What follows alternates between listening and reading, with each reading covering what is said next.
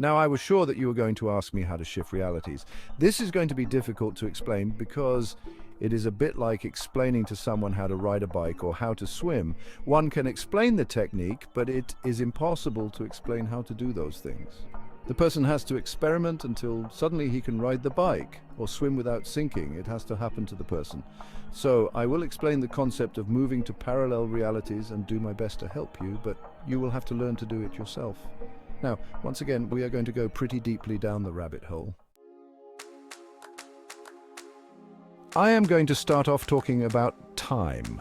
I will ask you to accept that time does not flow in one continuous line. In fact, it doesn't exist at all, but we have the impression that it does. The best way to understand time progressing is to imagine the sort of film that used to be used in cinema cameras. They took still images 24 times a second. As they were projected, we have the impression that things flow smoothly, but it is an illusion. In fact, you have a series of still frames moving through the projector, giving the impression of movement and of time passing. You can see where I'm going with this, I imagine. Real life is much the same as a cine film. We have still images being created and destroyed billions of times a second. So you, when you move, do so in a series of tiny jerks, but it happens so quickly that you can't see the jerkiness. There is more, however. Every time a frame is created, then destroyed, then created, not simply as a new picture created, but a new universe is created. Billions of times a second, the old universe and everything in it is created, created and destroyed, and so on. Why is this done? Nothing is static. Everything in the universe is either progressing towards perfection or regressing towards annihilation. So if this is true, the human race, for instance, has to change either towards perfection or annihilation. If we stood still then, as the planet Earth changed, gradually we could no longer fit in. So what happens is that in the microseconds, when you no longer exist, the archangelic beings that control our development manipulate your DNA and whatever else needs to be changed so that you evolve with the evolving universe. Unbelievable as this sounds, billions of times a second, you and I and everything in the universe is being recreated new, slightly different from what we were a microsecond ago. This is where the concept of time comes from. Billions of still frames joined together into one long film. Now, I appear to have gone off the subject, but I haven't. This concept of life appearing and disappearing is repeated in an infinite number of parallel universes, all of them similar to ours but slightly different. Imagine an infinite number of projectors flashing images onto an infinite number of screens, each film very similar but slightly different. This is difficult to imagine, but is essential if you want to understand how to manipulate the universes. It is also interesting to realize a bit more about how things work, don't you think? Understanding this concept of how creation works can help us to understand how to jump from one reality to another.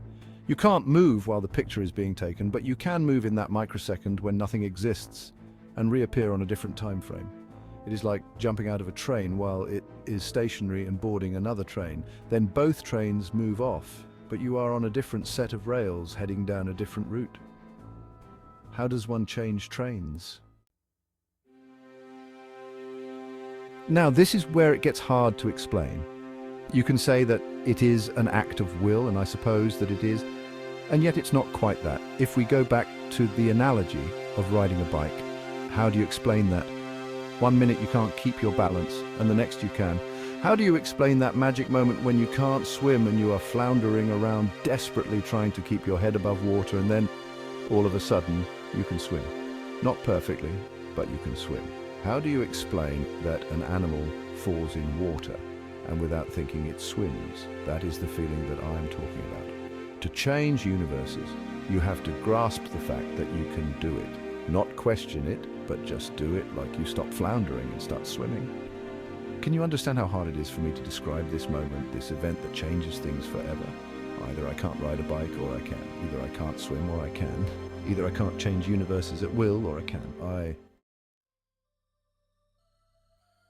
What I suggest is that you try to experiment with minor changes and see what happens. I don't want to influence you, but you could For instance, think about your wife suggesting a certain meal for supper or watching a certain channel on TV, anything, and see if it works. I prefer you to think of simple things that you could change, as you know the world that you live in better than I.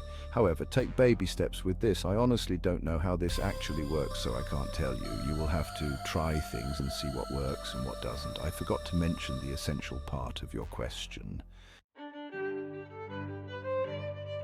How do you choose the one parallel reality that has your numbers on it? Once again, the answer is contained within the understanding of how to change universes.